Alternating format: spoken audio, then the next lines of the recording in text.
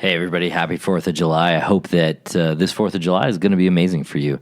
I wanted to reshare an episode with you that I really enjoyed putting together and that was really instructive for me, and I think it'll be instructive for you as you work to overcome pornography, even when shame is a part of that equation. This is one of my favorite episodes, and I thought I would share it with you. And I know this is the second episode in a row that I've given you a rerun, but I think both these episodes, the one with John Layton, where he is sharing the success and the reality of his story with you, is beautiful. And I think this is a really great one to jump off from that moment where, it's possible. Now what do I do? And here's what I want you to do. I want you to listen to this episode, and then I want you to go set up either a consult with me or join the membership and start the process of eliminating pornography from your life. All right, my friends, I promise next week I'll have a brand new episode for you. In the meantime, I hope you enjoy this one, and I love you guys, and I will see you next week. I'm Zach. And I'm Darcy. Did you know that pornography doesn't have to destroy you or your marriage? We're the parents of 8 active members of the Church of Jesus Christ of Latter-day Saints, and we love to help people just like you. We're here to share hope and healing as we take you through our journey and the journeys of our amazing clients to greater joy and love. Come grow with us to a happier, more meaningful life. Welcome to the Self-Mastery Podcast. Hey everybody, and welcome to another beautiful Mastery Monday here on the Self-Mastery Podcast. Today we're joined by Darcy. Hi. Hey, how you doing? I'm good. You had a good week last week? Yeah. Yeah? Yeah. You think? Yeah, for sure. She's holding back from you guys. It's really not nice of her to do that, but I'm going to tell you the secret. The secret is we bought a house in St. George because of some extraordinary and wonderful, amazing blessings that are part of our lives, namely our old neighbors, who are just some of the most extraordinary people that we know. And they said, hey, do you want to buy our house? And we said, yeah. So we're moving back to St. George. We are way excited. We're super excited. It's way more excited than most people probably would be. Yeah, it's good. We're literally moving one house down from where we used to live. So we're super excited about it. It's actually our one old neighbor house up. Oh, it is one house up the hill from where we used to live. So we're really excited about it. We're glad that we're going to be back in St. George. We have missed it. We are excited for 65-degree weather and in the winter. Sun. And lots sunshine, of sun. And hopefully views. And hopefully some live events. Yes, and we're super excited to have some live events. So if you want to come to a live event, do me a favor.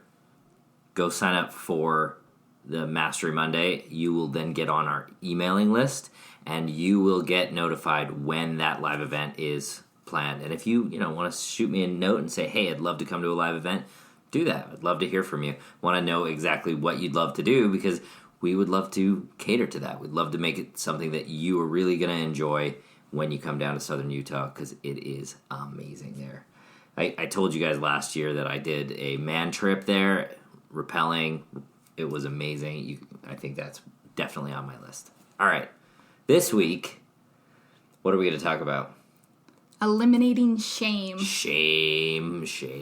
So this week on the membership, one of the members was talking about the question that another member had asked during a previous session. And the man I was coaching, he literally said this. He's like, when that guy asked that question, it was as if he had been reading my own mind. This is kind of the amazingness that comes from being part of the membership. So if you are not part of the membership, go to zachspafford.com and join the membership. You get to hear the questions that you didn't even know how to asked for you, and then you get to hear the answers, and we'd love to have you there. And as part of the coaching that I do, we often talk about shame and how to manage and deal with it. Do you pretty much talk about shame all the time with your clients, Darce? Yeah. Yeah, pretty much all the time. The question we're talking about was part of this discussion about minimizing shame in our lives. And the question was this: what is a good way to not let myself feel so much shame when I act on my urges? So I think first off, we want to really kind of figure out, well, what is shame, right? What are we talking about and why we feel shame? So I think knowing what shame is gives us kind of some ammunition that we need to actually end it. Shame is often contrasted with guilt. The thing about guilt is that it can be a powerful catalyst for change. Guilt, in my mind anyway, is about learning that what you've done is not what you would like to have done had you been able to, or had you, worked through the process of getting to a place where you might make a different choice. Right? Guilt comes when we understand that what we've done is not right for us, right? It's when I do something that's not right for me. Guilt comes when I've acted incorrectly based on my own sense of right and wrong and according to my agency within the framework of the truths that I hold dear to me. As Brene Brown puts it, guilt is I did something bad. Shame, on the other hand, is not about a behavior. It's about our own sense of who we are. Shame comes when I believe that what I've done makes me bad, irredeemable, and really unacceptable. Shame comes when I've acted contrary to my framework of truth, knowing that I am discarding my own sense of what's right and wrong and feel incapable of exercising my own agency. So again, we go back to Brene Brown. She makes it so succinct. It's so easy for us to understand. She says, shame is I am bad. So let's go back to that question that we asked at the beginning. What is a good way to not let myself feel so much shame when I act on my urges? So what we've done is we've put together 3 things that you need to do to eliminate shame when you've acted on urges that really don't fit your idea of who you want to be and who you are trying to be in your life, right? So the very first thing that you need to do is decide that this is an opportunity to learn. Yeah, it's really about having a growth mindset. Yeah, whenever you are engaged in an activity that you would say is morally contrary to who you want to be, this is a moment to just take a step back and start to ask some questions and start to understand, well, why am I here? Why am I engaged in this activity? What is my brain telling me in these moments? And if you go back to the episode about what your brain tells you, the lies that your brain tells you, you'll start to see some of those thoughts creep up into what activity you're engaging with. So if it's pornography, or if it's overeating, or if it's excessive shopping, it's the I deserve this. That sort of language is going to start to come into your periphery. And we have a workbook on this, Learn Something and Move Forward, that we use with all of our clients, whether it's in the membership or in the private coaching. And every time they use a behavior like pornography or overeating, and it's not something that they are proactively choosing, right? So they're saying it's not part of my planned ahead actions, right? It's not part of my activity that I have planned. They need to go back and use that workbook to learn what's happening, so they can figure out, why am I acting this way? Why have I chosen this behavior? And one of the things that we actually ask within that workbook is, what did I choose and why did I choose it? And, did I resist, or was I just reacting? Was I following my protocols? That sort of thing. Learn Something and Move Forward is about getting yourself to a place where you are understanding what exactly happened. This opportunity to learn from your behavior is the exact same thing that we do as people when we're learning everything we do. So I like to liken this to chopsticks. Do you remember the first time we ever went on a date? I do. Do you really? What did we eat? We were at the mall and we were eating Chinese food. We were at the Gurney Mills Mall in northern Illinois, and I was like, oh, I want some Chinese food from the food court. Yeah, and we bought a dish and we shared it, and you got chopsticks. And I was like, here, use some chopsticks. And what did you say? I've never used chopsticks, and I don't know how to use them. She has no idea how to use chopsticks to this day, but I love using chopsticks. But no one would, if you were sitting down to eat a meal with someone and you were like, hey, here's some chopsticks, but this is the only utensil we have, I don't think you would feel ashamed when you find out you're not very good at it. Now, you don't use chopsticks because there are forks. Yeah. But I think there are some people who, they go into that chopstick moment and they're like, ah! Well, when we were on our first date, I was really embarrassed that I didn't know how to use chopsticks. Were you really? Yeah, because I didn't really know you, and I'm like, here I am, you're like a professional chopstick user, and I did not know how to eat. I have this rule in my mind that you have to eat Chinese food with chopsticks. Yeah, and I was like, I am not measuring up here. Like, I cannot measure up to this guy's standards of eating Chinese food. Apparently not. Because I need a fork. right? So if you had to learn how to use chopsticks, you wouldn't beat yourself up when the food falls. You wouldn't freak out when you can't get enough rice on, with your chopsticks to feel like you're actually getting a bite. You wouldn't tell yourself you're a terrible human because you can't use chopsticks. And part of the process of learning how to deal with pornography use is learning how to deal with your emotions and learning from the process of learning how to deal with your emotions. Just like learning how to use chopsticks, you're going to have to try it. You're going to have to get them out. You might have to have somebody help you learn how, like, where to put them in your hand. Did I try to teach you? Oh yeah, you've tried to teach me so many times. I still cannot figure it out. Why would I Our do this? son can do it really well, one of our sons, and he's like a pro, and I always watch him and go, wow, how do you do that? Which one? Brody. Oh yeah, he does like chopsticks. Right? So this is the same thing here. Just think of it like chopsticks. You are learning to deal with your emotions, and it's just like learning to use chopsticks. You don't have to feel bad about it at all, in the least. You just need to recognize that this is an opportunity to learn. Okay. The second thing that you're going to need to do to eliminate shame when you've acted on your urges is talk to someone that you trust.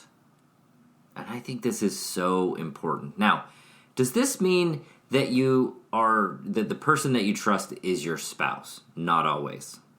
And I want to stress that I think it's important to be honest with your spouse, but I also don't necessarily think that person is always well suited to be what some people would call an accountability person, an accountability partner. I don't necessarily agree with that whole setup. That's very much addiction model conversation. But basically what I'm saying here is when you can have an open conversation about this with someone who's not your bishop, who's not your spouse, and that doesn't necessarily have this problem, then that's a moment where you're creating intimacy.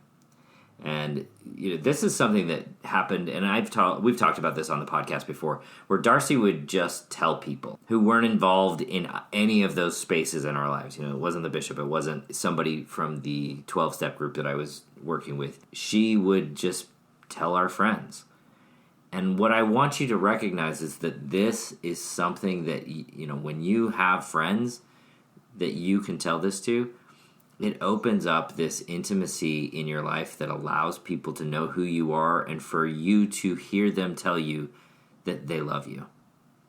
And I think that that's extraordinarily important. And I think that this is something you get to practice. So why did you tell people about this? Like, what was it for you? For me, I just felt like I was more authentic. I was struggling in those early years. I struggled a lot with it.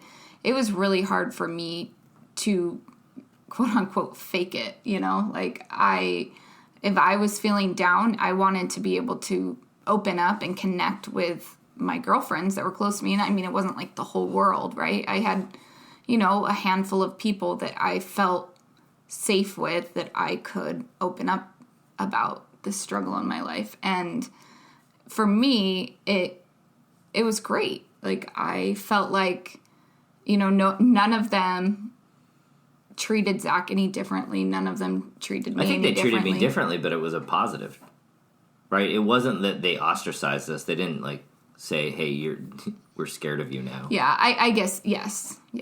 I guess you're right. They treated you differently in the sense that when I wasn't around, they would reach out to you and invite you for dinner and stuff. We've talked about that before.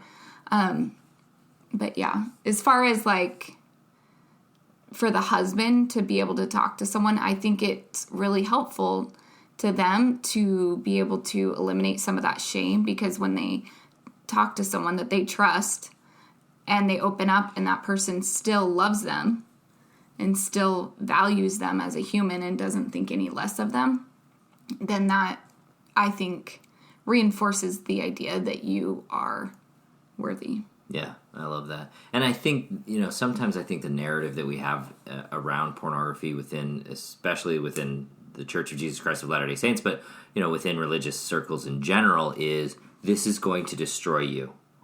And then we tend to try to, not talk about it because we think that people are going to treat us as though we're damaged goods. And I don't find that to be the truth. I really do find that people not only empathize with you, but they're probably someone who's struggling with this as well.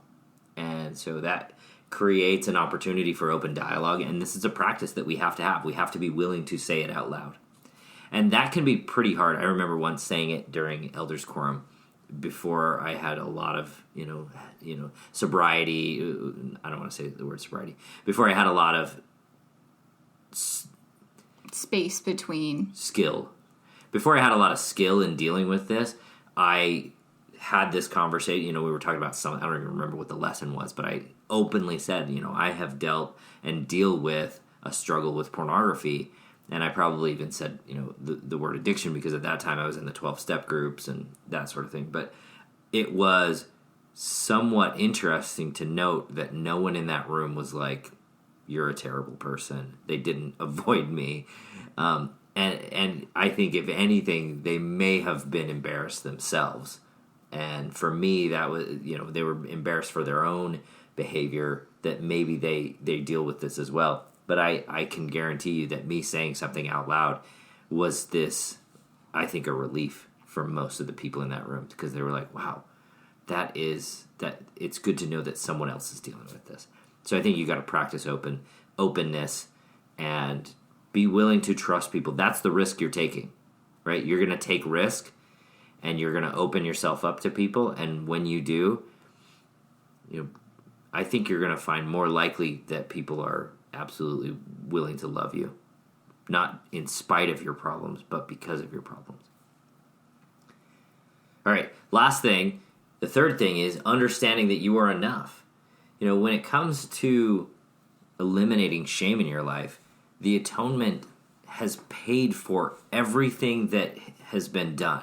Every time we talk about this often in the church, and we think, I've heard parents say this to their children, like, every time you sin, that hurts Jesus more. And that is really not how the atonement works. Like, it's paid for. It's done. He already knows what is going to need to be paid for, and it has been paid for.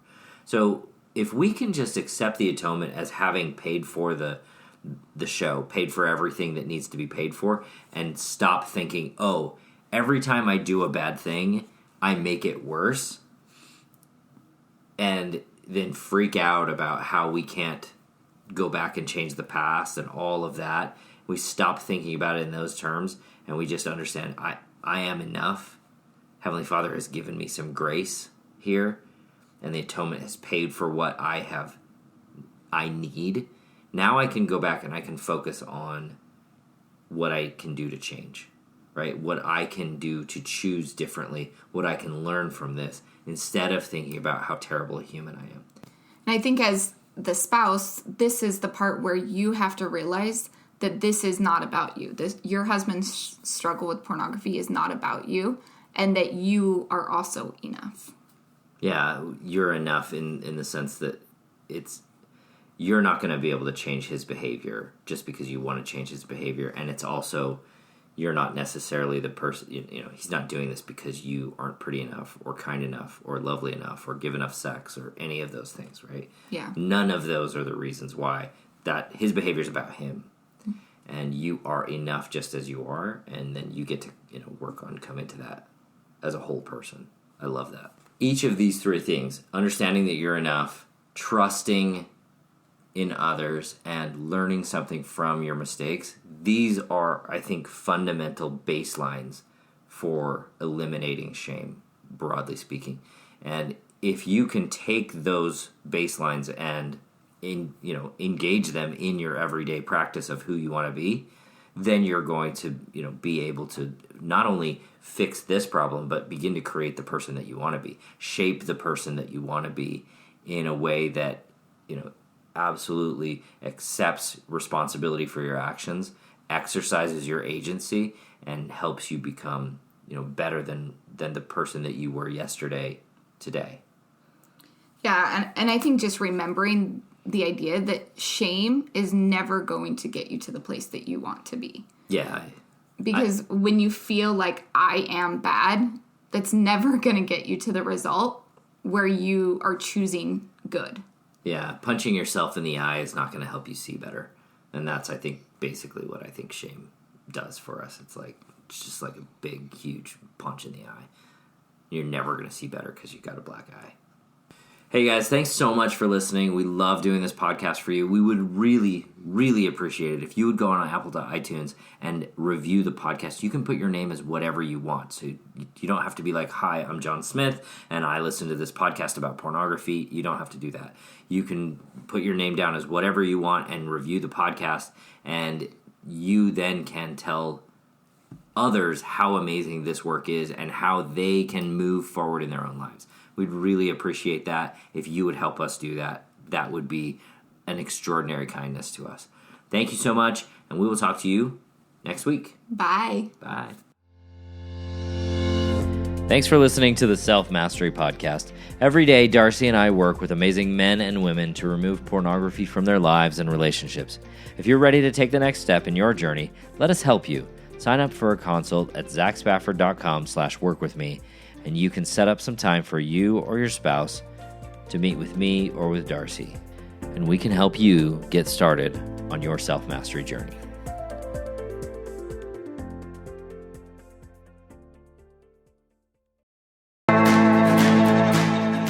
Thanks for listening to Thrive Beyond Pornography. If you're seeking guidance and support to overcome pornography for good and begin creating a thriving life beyond it, check out my free webinar, How to Overcome Pornography with Skills That Actually Work.